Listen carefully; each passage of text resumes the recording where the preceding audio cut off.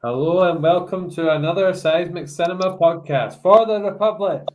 Absolutely wrong franchise. Sorry, wrong ranking. 2 seconds, guys. Talk amongst yourself. This is tip-top production, by the way.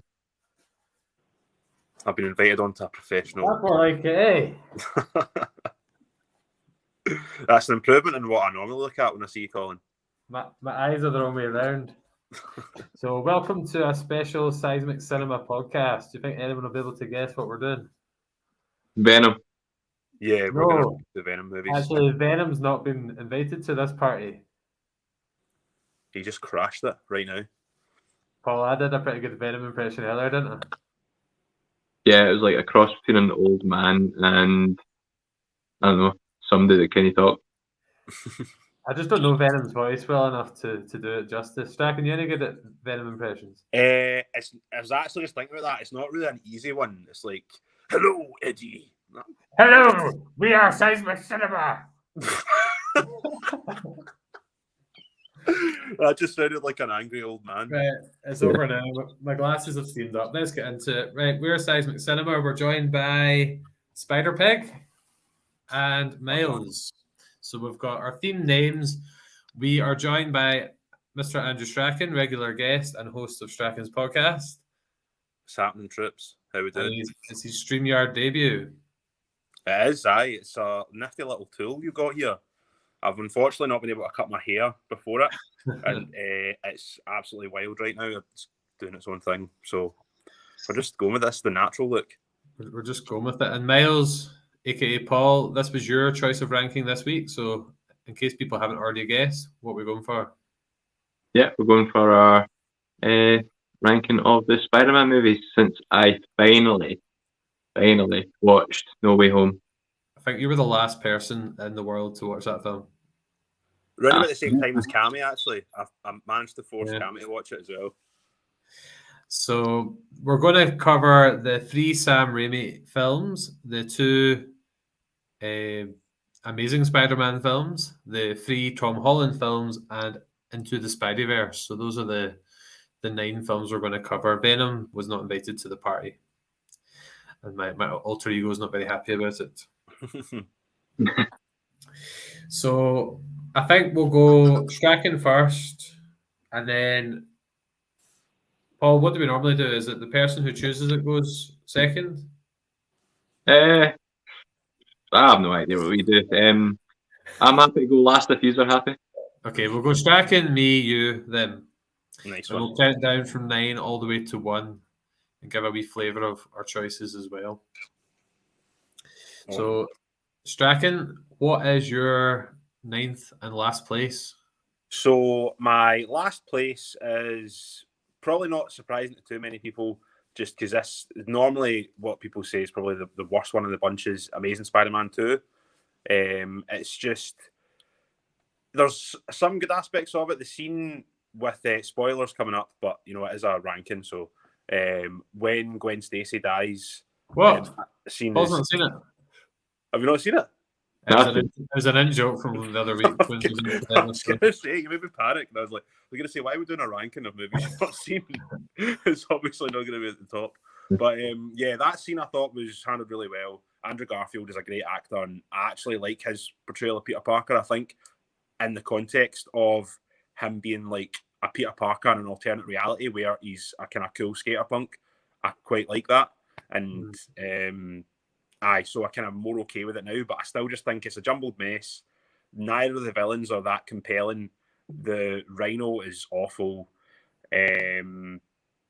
Just a bit of a boring, messy movie for Spider-Man, but it's still Spider-Man, so I still enjoy it. Okay, my number 9 is, and I just feel like this, I did a rewatch after No Way Home, and I just feel like this is the most forgettable for me of the bunch, so much so that I did my classic falling asleep partway through the film.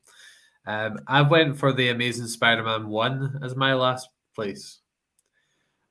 For me, again, as a personal ranking, I just feel like I remember the least out of all the films, and that's probably the main reason why I've got it in that position. Well, This is going to be interesting. So is that you done? You done?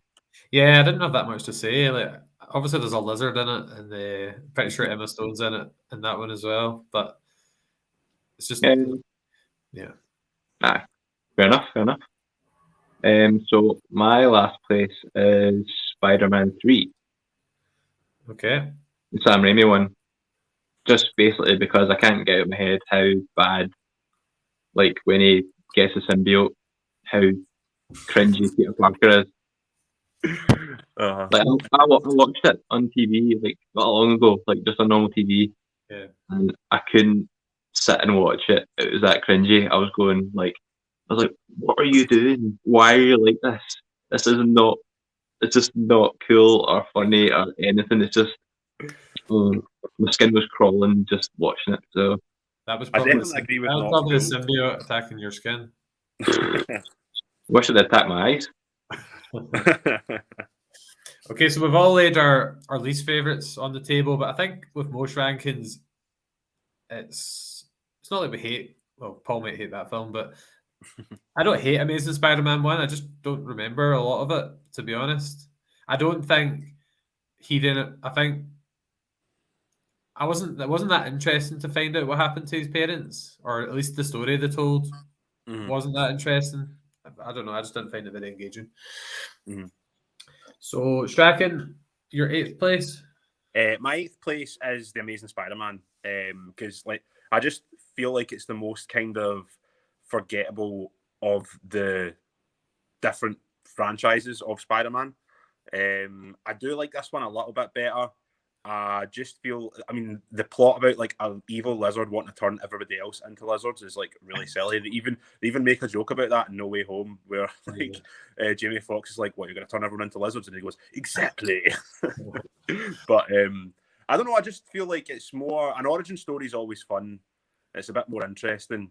I really like the scene with Andrew Garfield.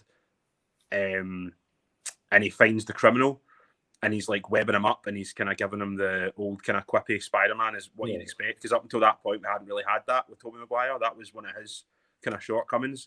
There was a really funny part where he's like, "Oh no, small knives, my weakness." Like there was some good moments in it. And I do think that Gwen Stacy and Peter Parker in those movies do have a really good on-screen connection, which is to be expected because they were dating at the time. That's why she was in my actress ranking. Yeah, she's they do a really good job, those two. I had more points, like I said, I'm freestyling because the notes are on my phone and I'm having to stream on my phone. But this is the way. Yeah, true that. But yeah, it's just slightly better for me over the other one, basically, just for certain more moments. Cool. Well, my number 8 is Spider-Man 3.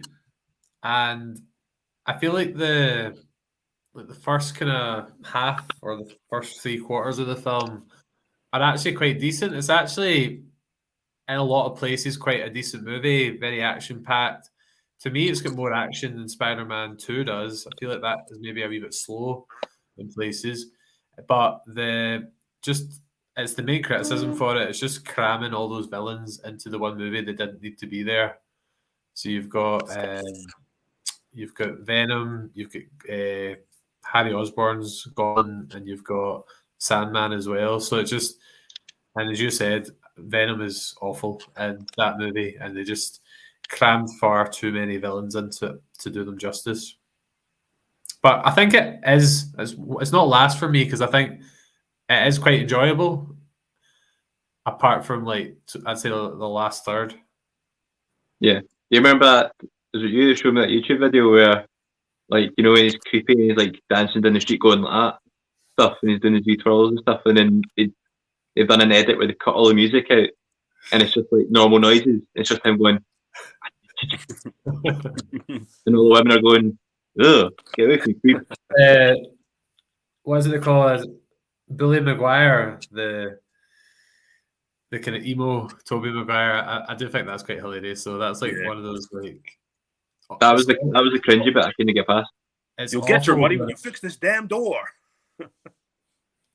Yeah, I was going to quote at some point in this podcast, but I keep forgetting the line. What's the one? It's like something about your problem. Oh yeah, I forget the part where that's my problem. That's Yeah. episode. That's the first Spider-Man Oh yeah. When he lets the guy when pass. Uncle Ben's killer gets away. So Paul, what's your number 8? My number 8 is Far From Home. Oh. I just felt, like when it was announced that Mysterio was going to be in it. You're like, well, he's the bad guy, and I know they try to kind of jazz it up, try to say he was like interdimensional and stuff, so he might be a good guy kind of thing and helping him. But like for weeks before the movie came out, you knew he was going to be the bad guy. You knew everything they were doing was just kind of something to do with illusions. So I felt like the whole kind of movie was kind of spoiled for me then. And I couldn't really get my head around anything else, so I didn't really enjoy it from an aspect. There wasn't any surprises of it coming out of it. There wasn't any shocks. It was just Mysterio illusion. So yeah, I just didn't enjoy it. I thought it looked good, and I thought it was acted well, but I just didn't really like the plot of it. I fell for it. Was that? I fell for it. I knew the name Mysterio, but I didn't really know that much about him. So I actually enjoyed the reveal because I didn't know. You obviously didn't watch Saturday morning cartoons. I've been watching that Spectacular Spider-Man on Netflix. It's pretty good. Nice. Pretty decent. So Strachan, your number 7? So my number 7, and it's really tough because with Paul's lower ranking there, I feel really vindicated, and I'll explain later when I talk about it. But I'm going to put Spider-Man 3 here. But the reason why I put it above the Amazing Spider-Man 2 and Amazing Spider-Man is it definitely has its problems. It does have a lot of good bits as well, and it's just hilarious. If it was a comedy ranking, it would be number 1. Like, it is so unintentionally funny. Yeah, so cheesy and campy, isn't it? I think the whole trilogy. Yeah, I love it so much. You'll get your money when you fix this damn door. The whole dancing scene. It's pizza time. There's just like so many good lines throughout that whole movie. But there is some like legitimately good scenes in it as well. Like the fight scene with Harry Osborn, and they're like fighting with the wedding ring, like kind of flying about. Yeah. I feel like that adds a lot of tension to the fight, which is really good. But yeah, there is good moments in it, but there is obvious problems with it. Could have been so good though, like with a less Okay, messier. I can't hear you guys. Hear us now? He said he could hear us. Can you hear us, Strachan? Strachan? Oh no. Well, yeah.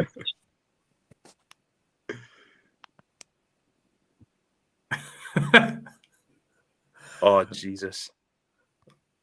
How do I do this? I bet he's clicked off the app and came back on it or something. I don't know.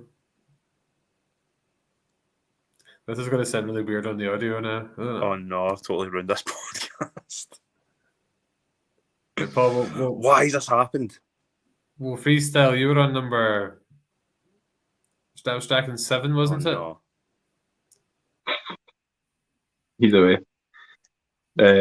What did we right. Do we? Don't know. Do you want to start again, or should we carry on? You'll be able to rejoin, won't you? Oh, mine Daniel tried to do that, and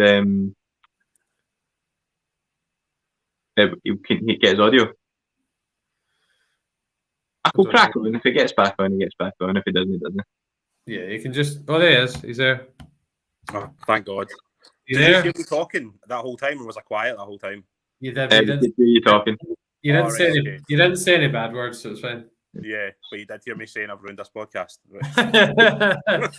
We'll keep going though. So right, that was your oh no.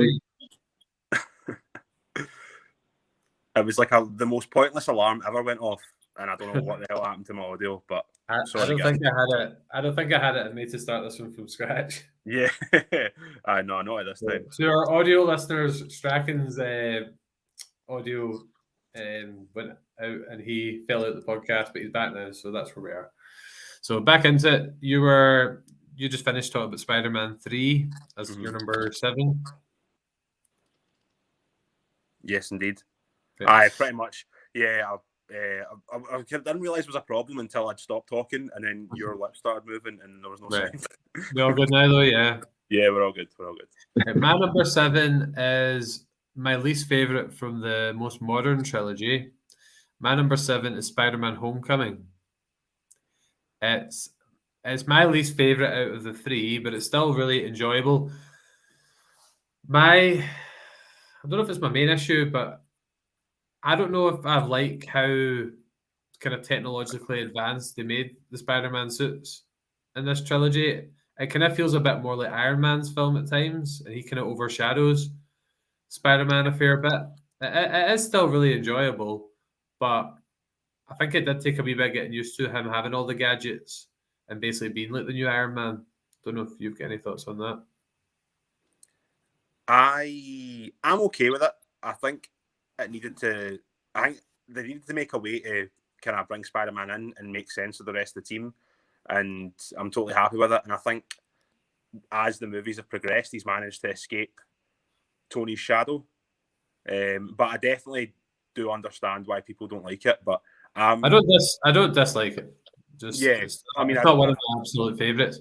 I think this film's strength is also one of its biggest weaknesses. It's so low scale that it is like a high school kind of neighborhood one, but it doesn't have that kind of sense of adventure and spectacle that the other Tom Holland films have. Fair enough. Yeah, totally agree with you in that kind of stuff. Yeah. I'll bite my tongue about my thoughts. That's how that goes, I suppose, till we get into the nitty gritty. Paul, what's your 7? I'm just waiting for Strachan to feel like Homecoming is number 1, and then he'd be like, "See you, Colin." I'm saying nothing. Right, Paul, stay on target. Sorry. Number 7. I went for Spider-Man 2. Okay. Ooh. It's kind of like one of those ones where I liked it when I seen it, but I wouldn't go back and watch it again. Really, it's got quite a lot of few like iconic scenes, like the train scene. Yeah, he stops the train. Seen that image of his face when he stopped the train? I think you showed me a meme or something about it recently about it. Yeah, but I just can't. I don't think it's that exciting that I'd go back and watch it again. Just because it's not really memorable for me, that one. So that's why it's quite far down the list. Fair enough. Strachan, so you're on to number 6 now? Yeah. So my number 6 is the first Holland movie on the list is Spider-Man Far From Home. So the first thing I want to say about this one is like it shows you how much I love Spider-Man movies, that this one is as low down as it is, because I do really enjoy this movie.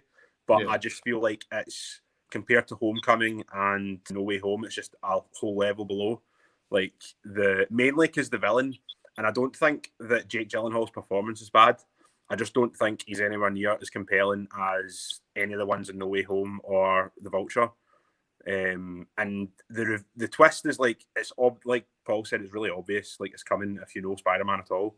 But also it's just like I do kind of like how they kind of threw in the the guy from Iron Man 1 as like part of his crew and all that. Like I thought that was really smart.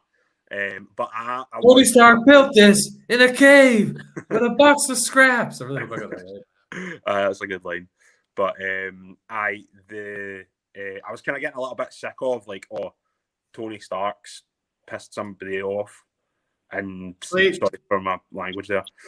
He's annoyed somebody, and they're angry about it, and now they're taking their anger out in the world. Like I've kind of seen this before, and It's because they called his technology like acronym BARF or something like Yeah, aye. that. It was like a okay. really and I don't know why, but I thought his whole like the way he kind of acted really campy and silly, Jake Gyllenhaal during that whole thing. I was like, that seemed really weird. Like, but it was a good performance. But aye, there was definitely good moments as well, though. Don't get me wrong. Yeah. The fight scene in London was amazing. All the special effects sequences with Mysterio were all amazing. And Ned stole the show again. He's like one of my favorite things about the MCU movies. Is so funny. My dad hates that character. What? The guy in the chair. I love him so much. He's like, what's his name? He's like, Night Monkey. I was cracking up when he done that. So my number 6 is similar to Paul's number 7. I went for Spider-Man 2. And I think Doc Ock is an amazing villain. And he does, for me, steal the show in that one. I just feel like a lot of the film is quite boring. It focuses a lot on Peter Parker and MJ's relationship. And MJ's really boring and annoying and not a very nice person. And a lot of it's like her singing career, and she's not a good or is it acting and singing, I don't know. She's not, ironically, for being an actress playing a character, she's a really bad actress in both the show she's in and the film, and also as a real actress. Well, that's the hot take for tonight. Yeah, do you think Kirsten Dunst is good? Oh, I don't think she's that bad. I think she's awful. So she wasn't on your top 10 list then? No. Well, I don't think she's that. Hey, was she not up for an Oscar this year? Mind you, people that are Oscar-worthy actors and actresses can still have bad performances. Like, you're just talking about her performance in that Spider-Man movie. Yeah, because I was going to say Halle Berry has had Razzies and Oscars. Like, it's possible to do both. See, I thought you just meant like Kirsten Dunst. Like Kirsten Dunst is just a bad actress in general. I thought that's what you meant. I was like, wow. I've not really seen her in much else, but I just think that film's a bit dull in places. Doc Ock's fantastic. I just feel like it's not that great, and you obviously agree, Paul, because you had it at number 6. Yeah. Right, Paul, what's your number 6 then? I went for Homecoming, which is kind of like the points you brought up. I did feel like it was very much Iron Man kind of centric, and he's living in his kind of shadow. There's a couple of bits as well where I thought it was quite, like when he gets stuck in the vault, when he's trying to get the mathlete thing. Mathalon. He gets stuck in the vault for ages, and it was funny in parts, but it just had a wee bit boring bit. But like I do like the movie. I just found it a bit kind of naff at times. A good technical word, naff. Right, Strachan, number 5. So number 5 for me is Spider-Man 2. So these two I do really like, and I could interchange this one and the one that I'm going to put above it. The one I put above it is more, I've just got more of a sentimental connection with that one, which is why I put it up there. But I think as movies, they're both pretty similar, and I can understand like why people really like this one. But my problem with this is I feel like it's so overrated. Like, people treat this movie like similar to how they treat The Dark Knight sometimes, which is like it's this untouchable superhero holy grail movie, and I don't see it as that amazing. Like, it's definitely good, and there are some good parts in it, like you said about Doc Ock. He's like really, really good in the movie. There's some great sequences, like I think the fights with Doc Ock are really good, and obviously the train scene as well is great. And what I love about Spider-Man, and they kind of show it in all the movies, but how he has to try and choose the right thing to do over what he wants to do. And I think that movie's one of the best at showing that. But I just don't see it as amazing as what a lot of people put it. Yeah. Well, I think we've all got that. Well, you've got a wee bit higher than us, but I guess we're on a similar track with that. Mm-hmm. So my number 5, and I actually wanted to play this higher, but there's a lot of difficult decisions to make as you go up. I've got Far From Home in 5th place, and I really enjoyed it. I think the main reason I enjoyed it was I love a movie where they go. I love like a kind of road trip or like trip movie, kind of school trip movie, and I liked seeing all the different locations. Like it really made me want to go to Venice. That kind of really sold me on that. They went to Berlin, where I've been. They also went to London as well. So that's what I really liked about the film is it took you all through the different locations, and I fell into the Mysterio trap, obviously because I'm a silly Billy. Um, and I liked the reveal. It kind of just changed that whole film around. And yeah, I think the main thing for me was all the different locations. I'm a sucker for a kind of road trip kind of movie. Interesting. So yeah, I really enjoyed Far From Home actually, and then the ending obviously sets up No Way Home, Mm-hmm. and it kind of changes the dynamic. Mm-hmm. And does he not wear a Holland top that you've got? What's that? Does he not wear a Holland top that you've got? I don't know. He does wear a Holland top in it. I've got a Holland top from Euro 2004. I don't know if that's the one you're talking about. Nah, it's a much more recent one than that he wears. Cool. Right. Paul, your 5th place? I went for The Amazing Spider-Man 1. That's quite high. Yeah. After No Way Home, I watched the Amazing Spider-Man movies, and I actually found them a lot more enjoyable. I'd only seen them once before, and I found them a lot more enjoyable watching them again. That's the world with Garfield right now. Yeah. So, like, you know what Strachan was saying about the car thief and that wee sequence where he's like, oh no, the knife and that. I actually hated that the first time around because I was like, he seems like really just like jerky and like annoying kind of thing. Mm-hmm. But then I was watching it, it's kind of like he's a wee bit immature, and you kind of see him grow in stature throughout the movie. But the main thing I kind of liked was, like you're saying, Emma Stone and Andrew Garfield, like the way they kind of start off, like just the way it kind of blossoms into a nice relationship. And I really like the way Garfield is with Uncle Ben and Aunt May as well. I think they are, yeah. So I think the way they interact with each other, I think, is a lot better than the other movies. Like it's got its wee funny quips, but it's a lot more emotional in these movies. So that's why I've got it quite high up my list, because it seems like a more well-rounded to me. But that's just my opinion. I know you hated it. I didn't hate it. I just found it a bit forgettable. I do agree that I think Garfield and Stone are the best lead combination in all the films. Yeah. Also, though, in the first Amazing Spider-Man, I didn't get the whole crane thing. I thought that was weird, but we'll slide by. Fair enough. Strachan, number 4. So my number 4 is Spider-Man, the first Tobey Maguire movie.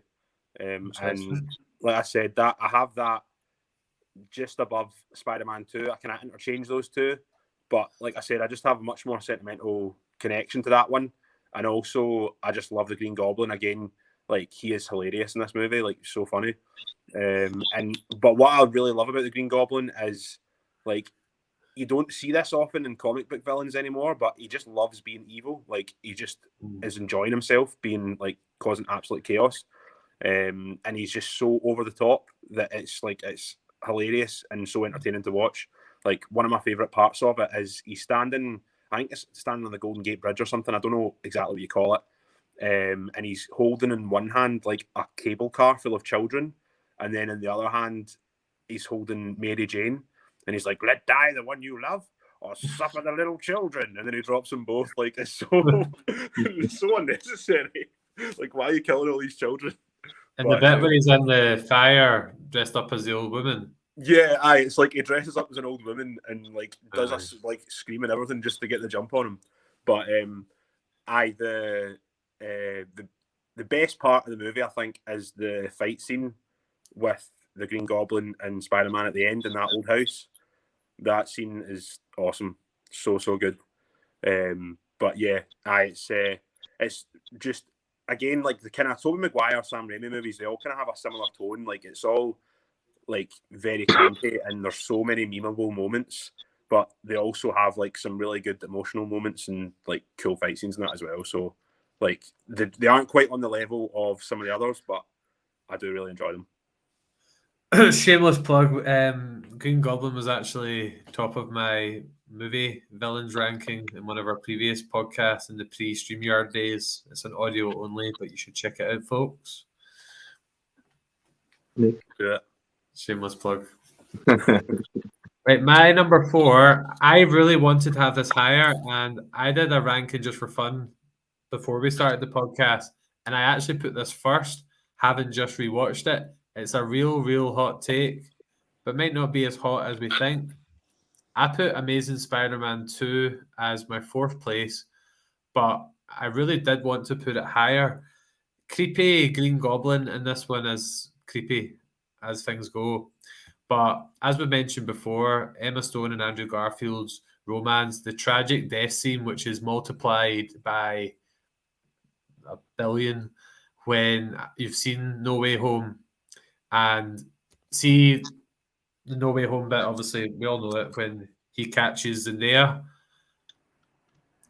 I actually, gonna admit it, guys, I cried when I rewatched Amazing Spider-Man 2 and Gwen Stacy dies. It was, when you've watched No Way Home, it just doubles up the emotion, I would say. And I quite like Electro. I quite liked his kind of story, and I thought he was quite funny as well before he kind of turned into the villain. And I just, from No Way Home and then looking back, I generally think Andrew Garfield is my favourite Spider-Man. I actually can understand why people would think that. I think his performances are really good. Yeah. I definitely, when I went back and watched them after No Way Home, I definitely appreciated them a lot more as well. Yeah, so I had Amazing Spider-Man 2 top a few months ago, but I did a bit of reflection, and I think I was just a wee bit on the Spider-Man wave at that point. You can sometimes do that. You can get lost in the sauce and put things higher than they should be or lower than they should be. Yeah, but this is when it's fun. If we did, as I said to Paul earlier, if we did this tomorrow, we'd probably have different answers. Aye. So, Paul, what's your number 4? My number 4 is, in a similar vein to Strachan, I went for the original Spider-Man. So, like, when this first came out, I absolutely loved it. I thought it was like the best thing since sliced bread. Just the characters, like you're saying, Willem Dafoe plays like deranged so well. What are you showing me there? Oh, classic. I take it you never got as far as the Mysterio level in Spider-Man 1 then. Is that? Yeah, no, I missed that one. But yeah, like I thought it was great. All the different action sequences for the time was amazing, and it was like really bright and vibrant, the movie, which I wouldn't really expect nowadays. Like superhero movies nowadays are just all dark and like atmospheric, whereas this had like big festivals and stuff, and like they're all fighting during the daytime, and just everything's all flashing, all dancing. But yeah, I absolutely love this film. I kind of wanted to put it higher, but yeah, there's a few contenders. So the original Spider-Man in that top spot with some of these movies. There's so many good Spider-Man movies. Yeah. Looking back though, the CGI in it is so bad. See, like, see when I watched that film after No Way Home, it was actually laughable. Like, I think they are just 3 comedies, as Strat was saying earlier. I think the whole trilogy is just hilarious. Yeah, it really is. Like, but see, the thing with those movies is they were bad for the time as well. The CGI, it wasn't just bad in retrospect. Like, see, if you think about some of the other movies that came out around the same time, like it looks like 10 years older sometimes. Some of the CGI, but well, it's Sony. Yeah, It's quite interesting where we're at right now. I can kind of think of I think we all know the films that haven't been mentioned yet, so it's going to be interesting how they come out in the final three. Mm-hmm. Maybe some surprises afoot. There might be a surprise right now. It's me, isn't it? For You're number three, yeah. Yeah, so my number 3 is Spider-Man No Way Home. Dun, dun, dun. And this recently changed for me. I had this at the top. When I first saw it, I was saying this is my favourite MCU movie of all time. This is one of my favourite movies ever. This is so good. And I kind of got a little bit overhyped by it. But I tend to do that whenever I watch, like I went to see Eternals in the movie theatre and I thought, oh, this was really good. And then I rewatched it afterwards and I was like, this actually is kind of lame. But that kind of tends to happen to me a lot. But I don't think this is a bad movie by any stretch of the imagination. It's still very, very good. But I do think it loses a little bit, and the plot to get everything in motion is very, very silly. And like I've justified it in my head because I'm like, well, Pete is young and Doctor Strange is really cocky at this point. So he would probably be thinking, like, while he's trying to do a spell, they're like, oh, I'm good enough to change it a few times during it. And also, like, oh, I'm totally able to mess with the fabric of reality to help Peter Parker out here. Like, I'm good enough wizard to do that. So I kind of gave them a pass on that. But I still think it is a really, like, they could have surely thought of a better way to get everything in motion than they did. But despite that, like, it's still, once it gets going, it is amazing. The performances from everybody are really, really good. I feel like Tom Holland's performance is really, really undervalued because of how good everyone else's is, but he has a great performance in it. Obviously, Andrew Garfield steals the show. Doc Ock's, again, another one that I think is really overlooked with his performance because Willem Dafoe's so good. But I think Doc Ock's amazing in that movie as well. There's so many amazing, fun moments. Yeah, it's not at number 3 because it's a bad movie. It's just 2 and 1 for me are just like so iconic. But I do feel like it is a bit more of an experience than a movie. Like, I think part of the reason why you enjoyed it so much is because you see Toby and Andrew coming through and you have all these old villains. Like, it is playing a lot on nostalgia and hype when you actually look at it as like just a movie. Because I've watched it a lot, to be fair. I've watched it like 5 times already. So I have seen it quite a lot of times. So I have the benefit of rewatching a few times. And maybe I've just sickened myself with it a little bit. But aye, that's my hot take for the night. You know, you just did the whole No Way Home review there in a wee monologue. It's hard not to. It's like in a movie, it is like you can't really talk about it without talking about spoilers. It might make it easier as things go on. My number 3 is Spider-Man 1. And what knocks it down a wee bit in modern times is the CGI that I mentioned, but as Paul said, it is just such an iconic movie. Green Goblin is, in my most recent ranking, the top spot. I really do like Tobey Maguire, and it was really cool seeing him in No Way Home, more mature and grown up, and not as silly in a sense. And I don't know, it's just a really tense film, like the relationship between Peter and Harry and Norman. Norman's actually quite. He basically hits on MJ. See, when you watch it back, he's like basically chatting up his son's girlfriend in one of the scenes. Do you know what I mean? What dad likes to do that, but dads like to do that. So dads like to do that. That was just something I noticed, but it's just, yeah, it's such a happy memory of mine, that film, and just the video games that came with it as well, and yeah, it had to be near the top for me. Aye, it is an iconic movie. Yep, it's where it all started. Great soundtrack as well. Paul, number 3. The Amazing Spider-Man 2. Yes, that's what I'm talking about. Did you choose it for similar reasons I did? That after No Way Home, it packed a real gut punch. A wee bit, kinda, aye.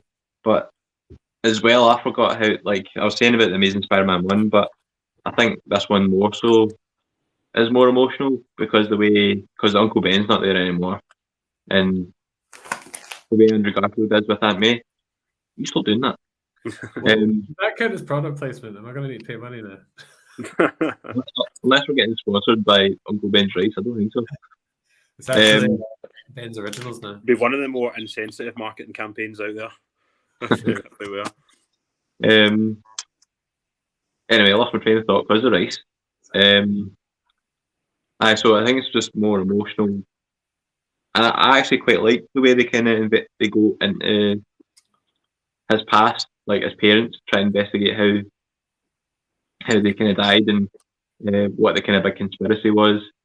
I didn't care too much for the Green Goblin. I thought he was just kind of like an angry wee kid kind of thing. I didn't really enjoy his performance, and I thought Electro, when he was human, when he was just like kind of wee geeky Max, I thought he was kind of over the top obsessive, like too cheesy obsessive.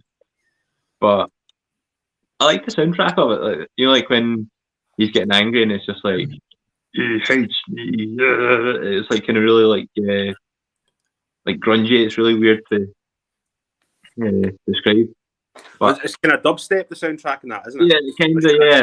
With electro, obviously, because it's kind of really electronic sounding, and it also is like dubstep was a very like of the time thing. Like there was like 2-year period where that's all anyone listened to, so it kind of has a cool timestamp on the movie. Skrillex was making all the money. Yeah, I think the Green Goblin's look. I think he just looks horrific, but so did his dad as well. Yeah. But the big criticism was that it's like a degenerative disease. So the way he was acting was like he was going to die like in 2 years, but in reality it would have been like 50 years. So you can understand that. A young guy finds out he's got something like that. Yeah, you would, but it was a wee bit OTT how quickly it did change. I meant to say as well when I was, because like I said, I didn't have my notes, so I forgot. But one of the reasons why I dislike The Amazing Spider-Man 2 is I think the plot around like he needs Spider-Man's blood to stop him from dying because there's like a magical curse on the Osborns or like a weird disease. Like I just thought it was like a really weird plot that was like so unnecessary, and I really didn't like the Green Goblin in those movies. But it's hard to live up to Willem Dafoe's Green Goblin though. But yeah. I feel like when I look at him, sometimes I'm like, are you trying to make him look as bad as you possibly can? Like he looks so bad. But like it's all personal preference at the end of the day. Yeah. Number 2. So my number 2, it was very hard to pick. This would probably change on another day, but my number 2 is Into the Spider-Verse. It's just fun, isn't it? That movie's just like that is like that movie and the other one I'm going to talk about are like that's the Spider-Man that I love when he's in New York and he's fighting against Kingpin or somebody like that, and he's like, it's like it feels like the whole time you're watching it, it feels like you're reading a comic book, like with all the sound effects coming up everywhere, how vibrant and bright the colors are. And also it goes in a really cool direction as well by having Miles in it, and like having Gwen as Spider-Gwen. Like it's like a lot more weird for Spider-Man that Spider-Man has been in recent times. So I really like that, and the soundtrack's awesome. Yeah, I could talk about Into the Spider-Verse all night, so shut up now. The soundtrack was in my top 10 soundtracks in the soundtrack ranking we did. It was indeed. And that was I'm a good choice. I'm just claiming all these opportunities to plug previous podcasts, but that's part of the game, isn't it?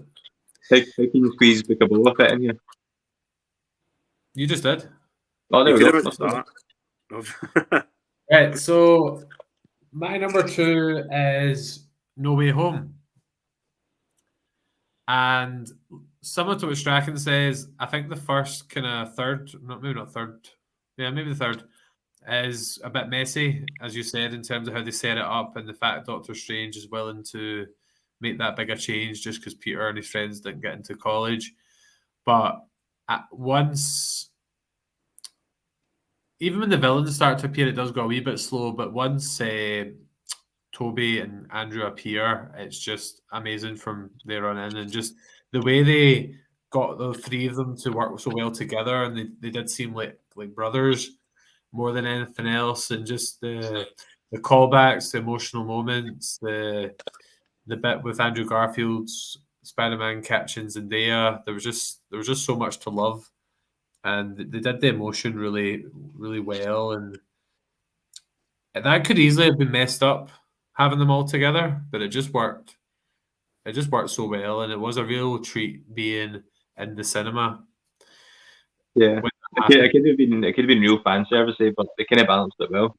I And was watching Chris Stuckman. I don't know if you know him, talking about it on yeah, YouTube yeah. earlier, and he was like, "I'm really glad that Toby just didn't like swing onto the Chrysler building and go, 'It's pizza time,' and then fly away." Like he actually made him have a proper part of the Prepare to get Stuckmanized. movie.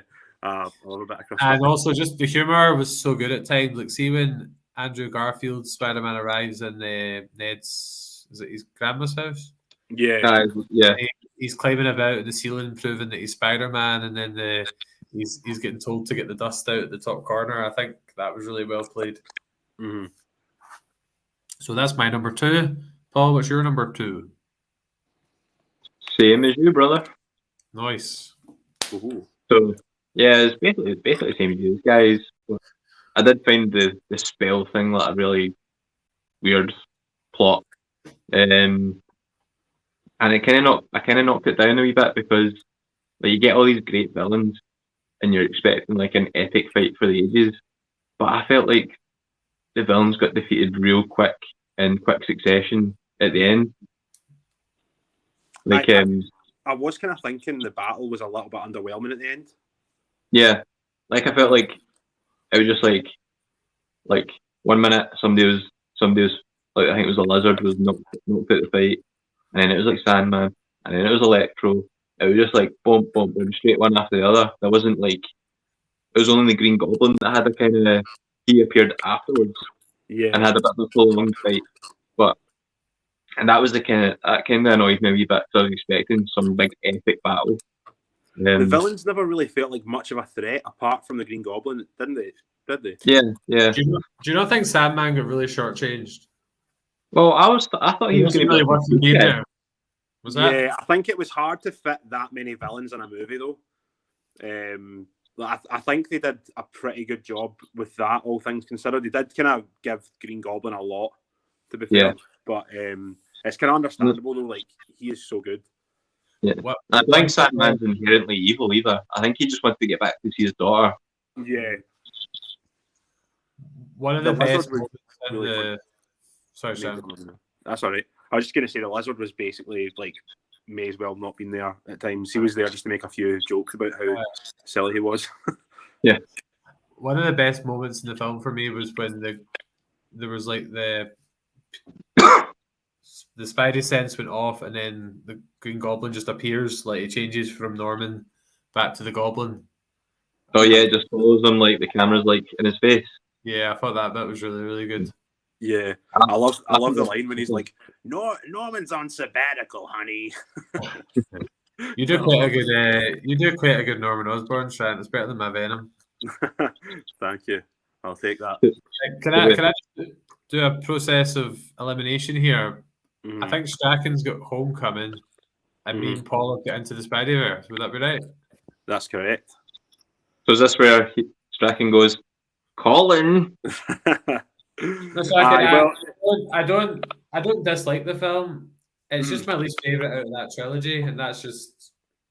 I don't dislike it. I was going to say it's actually quite interesting about the things that we've thought about why we like those two movies, because you were saying you really like the road trip aspect of Far From Home, whereas I don't dislike a road trip or whatever in a movie, but I do like Spider-Man being in New York. Yeah. And Tom Holland is my favourite Spider-Man of all three. I feel like it's kind of cliche how people say it. I would say Andrew Garfield's really good at being Spider-Man. He's not the best at being Peter Parker based on like what he's like in the comics. And then I would say Tobey's kind of the opposite. He's a really good Peter Parker. But Spider-Man, he doesn't really have like that quick wit, the kind of quips that you expect from Spider-Man. Whereas Tom Holland, I think, has a really good blend of the two. So that's one of the reasons why I love Tom Holland. But I just think this movie has so many good moments in it. Like, one of my favourite movie moments ever is the scene when Tom Holland's under the rubble and he's like trying to psych himself up to lift it up, and he has to lift up like this, basically like a whole building to go and fight the Vulture. I love the arc in that movie about how he has the suit and everything, and he loves the suit, and he's like trying to get out from Tony Stark's shadow, and then Tony takes the suit away from him, and he's like, if you're nothing without the suit, then you shouldn't have it. I love that line. And then how he has to do the final fight in his kind of little crappy outfit that he made himself. Yeah, I just love that. And then I think the humor in that one is so good. Like, there's a line that I'm not going to say because Paul got in trouble by saying this word in a previous podcast. But when Ned's in the library and he gets caught, like, trying to help Peter, and he's like, I was looking at, and then says something. yeah. There's a great moment from that film is when he finds out that the Vulture is his girlfriend's dad. I think that was really well done. Yeah. The Vulture also, I think, is such a good villain. And I think he's probably one of the best MCU villains because he does feel like really scary at times. Like when he's in the car and he's kind of calmly holding the gun at him and stuff like that. Like I feel like Peter would be like crapping himself in that moment. And like he is like you kind of feel bad for him. Like you want him to do well.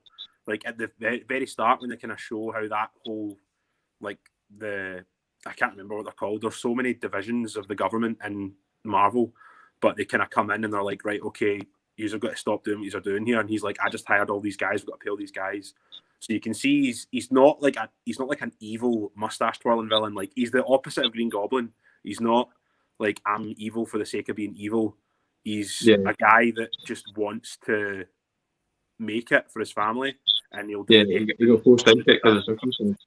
He's just a businessman, really, at the end of the day. Yeah, exactly. Like he's obviously a very extreme version of somebody that will do whatever it takes to make money and have a good life for the family. But I just think his villain is like really relatable, and that's one of the best ways to have a villain. I think there's two things. Like if you can understand their motivations and they feel powerful, it's a good villain. And I do feel like because Peter fought him so many times in the movie and he kept getting the best of him, like it just you felt like when you're watching it, like how is he going to beat him? And I just love that movie so much. It's my go-to. Like if I'm feeling down and I don't know what to do, I'll just stick on Homecoming. I love it. And he makes a pretty decent snowman as well.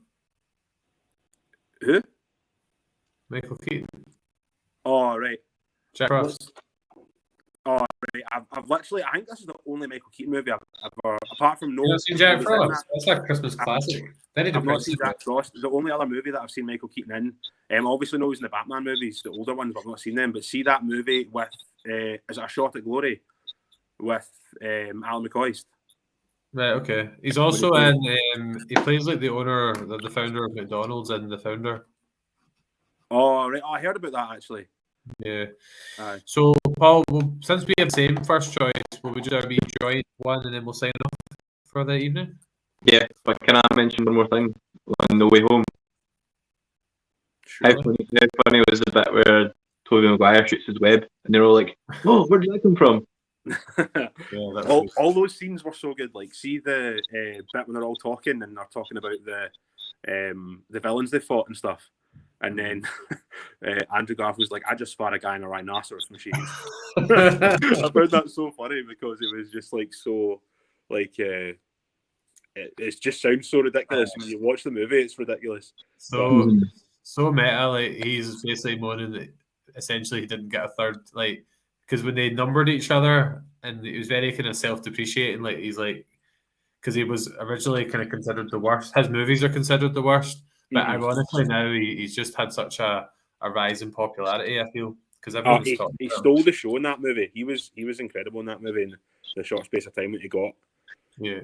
But the humor in that movie was incredible, man. Like I'd see one thing as well because I rewatched it with Cam the other day that I find so funny is see how raging Doc Ock is the whole movie. Like every time he talks, just listen to how good his lines are. He's just like constantly angry all the time. It's so funny. Just like Paul. So, and Paul, into the Spideyverse, we'll do a quick wrap up. We'll say two things we really like each. You go first. Sure. Me first. I like the art direction of the movie. I think I read somewhere that at the very start of the movie, when Miles is just starting out, the frame rate of the movie is quite janky, so it's quite kind of, it's not very smooth. But the more Miles grows into his powers, the more smoother the film gets, kind of thing. It's not as jittery. So I really like that aspect. The really clever kind of art direction of the movie, as well as the style, like Strachan was saying, like the comic book style. I just loved it. But when you go, when you? I really like seeing the range of difference in spider people. So like the pig and the what was the other one? It was the animated one. It was like a robot kind of one. Yeah, the kind of mecha one. Japanese anime one. Black Noir as well, isn't there? Yeah. They get good actors for those as well. They have John Mulaney for the pig, and they have Nicolas Cage for the noir one. I really liked seeing all the different versions. So that was that. One more thing you like, Paul? I'd probably say just like the character design. I just like the over the top character design. I like the Kingpin. He's just got like a massive like top half. I like the Doc Ock was it Olivia or something like that. Olivia Davies. Yeah, I just really like the character design. I like was it the Spider-Man? Who's the one that's the kind of tubby kind of slothy one? That's Peter Parker. Jake Johnson plays him. That's the one. The one. I really like him. Yeah, he's brilliant in everything. He's brilliant in all the films he's done. Yeah. But yeah, the character design. It's already been mentioned, but the music, like, I'm still addicted to Sunflower, and I can't remember, Strachan will know, but see near the end when he's made the decision that he's going to go battle Kingpin and he jumps off the building, the song when he's falling down. What's Up Danger? I actually got goosebumps when I even just talking about that. Yeah, I'm going to rewatch it soon, I think, Into the Spider-Verse, because there's a sequel, a 2-part sequel coming out, isn't there, over the next couple of years? Yeah. Oh, I can't wait for that, man. Yeah, that's going to be so interesting that me and Paul both had the animated one. I was actually quite reluctant. I'll admit I used to have a bit of a Invincible got me over that as well. I used to have that kind of attitude of, it's an animated, it may not be as good, but both Into the Spider-Verse and Invincible Season 1 were amazing, and it's really kind of changed my thought process on all that. It's really weird how animations just became like a kids thing in the Western world, because obviously in Japan, like, everything's anime. Like, that's all people watch, and it can be the most adult to the most childish. Yeah, I'm a real campaigner for it now. So that's the end of our ranking. We went almost an hour, so we went really in depth. Just a quick couple of things just to remind people that you can find us on Facebook, Instagram and Twitter at Seismic Cinema. YouTube, where Paul's told us we've now got 22 subscribers rather than 21. And we are on Anchor, Good Pods, Google Podcasts, Apple Podcasts. And we hope everyone enjoyed it. This is always the highlight of my week, doing the ranking. And next, so this is going to be out on, this is Monday. We'll pretend this is Monday. On Thursday, we're going to have an interview with Neil Boyle, a local film director with a new movie coming out. So we're looking forward to discussing with him. It's our first time actually interviewing somebody. And our next ranking is going to be a ranking of the Star Wars video games to celebrate the Star Wars Lego Complete Collection coming out. It's arriving at my house on Tuesday. So we're going to rank our favourite Star Wars video games. So we're looking forward to that. Strachan, again, big thank you for coming on. You've got a new episode out with your podcast this week. You want to do a quick replug? I, like Colin said, I've got a new episode out. It was with my personal life coach and therapist, Gordon the Guru. He gave a little bit about his story and then a lot about the kind of stuff he uses to teach people like myself to just maximize their happiness and live a better life. So had him on and really enjoyed that. So go give that a watch. And also, I just recently announced I'm having the former Rangers and Brentford player Lewis McLeod coming on at some point in April. So really, really looking forward to that. So hopefully we can have a good conversation. And also, I think next I might have to have you two boys on as well. So the quality will definitely go down there. I really like to keep things to a minute. So we've got 7 seconds to do the tagline. Strachan, you got it? Yes. Power of escapism. And done. Goodbye. Peace out.